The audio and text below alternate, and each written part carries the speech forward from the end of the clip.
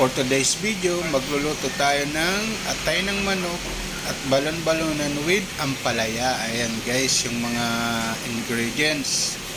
Oh, ayan, balon-balonan, atay ng manok.